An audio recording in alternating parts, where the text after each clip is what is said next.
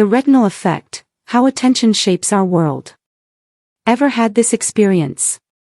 You buy a blue car from a less common brand, you swear you never saw one on the road before, but for the next week, you keep spotting the exact same model at stoplights, parking lots, even on the highway. Or when you start watching your calorie intake to lose weight, suddenly the nutrition labels on grocery shelves and calorie counts on restaurant menus jump out at you.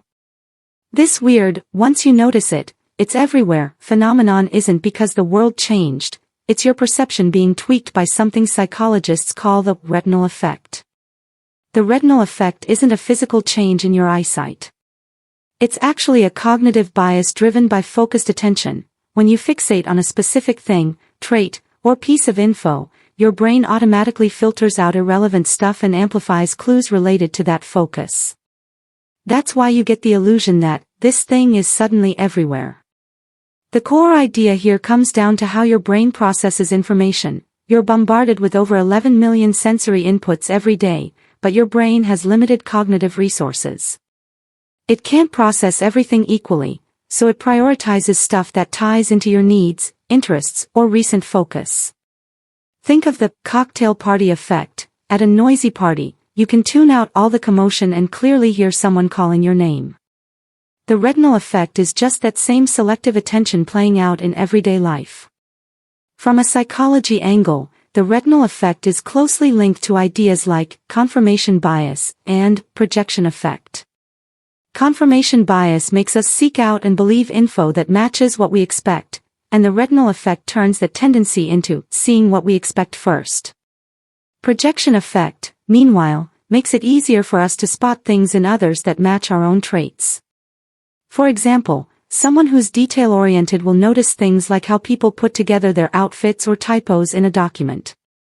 Someone who always complains, people are cold, will be extra sensitive to even small acts of indifference. This focus equals amplification mechanism can be a magnifying glass for how we see the world, or it can act like a filter that boxes in our thinking. And it shows up in way more parts of life than you might think. In consumer decisions, the retinal effect is a go-to tool for brands to tap into what customers want. A big coffee chain once launched a new drink focused on low caffeine and sustainability, but sales were sluggish at first. Then they switched up their marketing. Instead of just talking about taste, they used social media to get people thinking about how daily drinks affect sleep and whether packaging is recyclable. They started trends like track how coffee affects your sleep and showed videos of their packaging breaking down.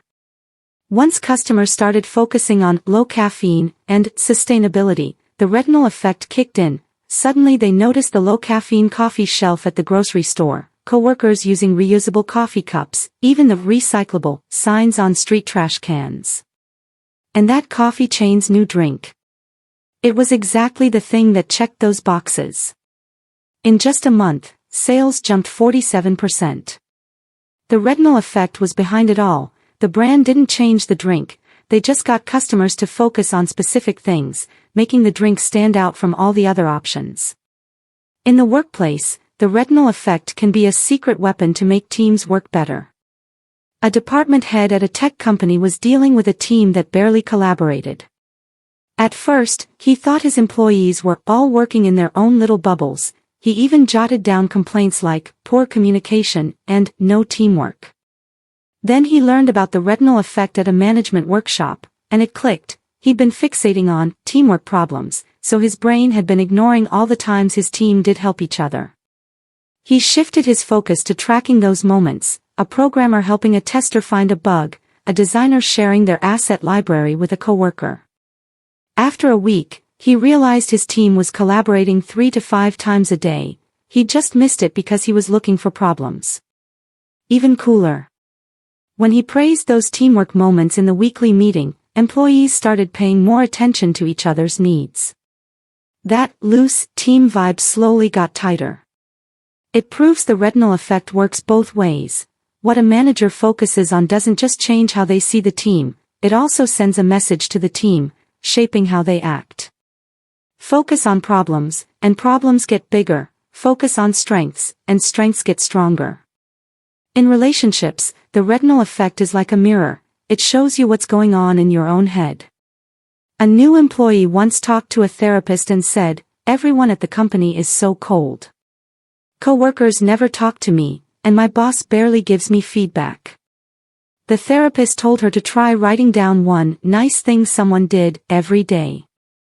At first, she struggled, but by day 3, she noticed the front desk girl helped her sign in when she forgot her ID. By day 5, she saw a senior teammate slip her a note with a solution when she was stuck on a task.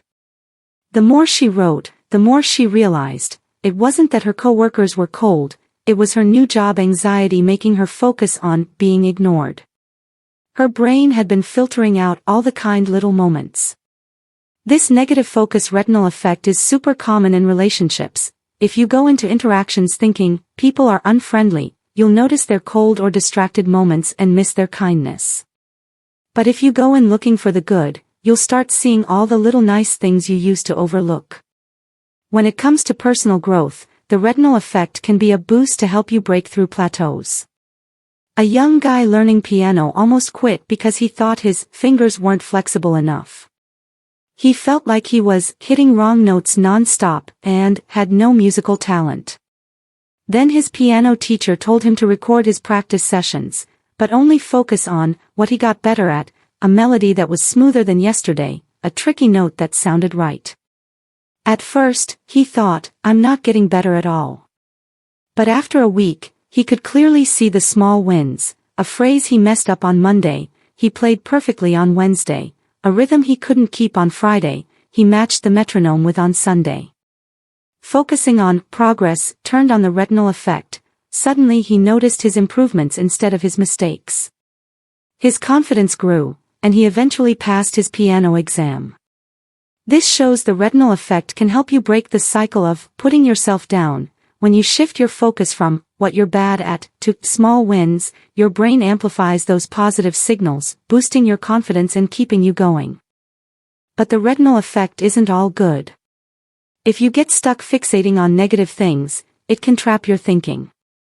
For example, people who struggle with anxiety long-term will notice more risks and setbacks in their lives, making their anxiety even worse. People who always complain, "I have bad luck," will notice every little unlucky thing that happens, getting stuck in a loop of, the more I complain, the more bad stuff happens.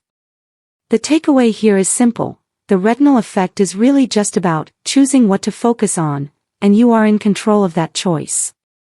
Life is like a huge database of info, and the retinal effect is your filter for sorting through it. What you choose to focus on is what gets amplified in your world. Focus on the good, and you'll find more warmth. Focus on growth, and you'll catch more progress. Focus on problems, and you'll get stuck in more stress.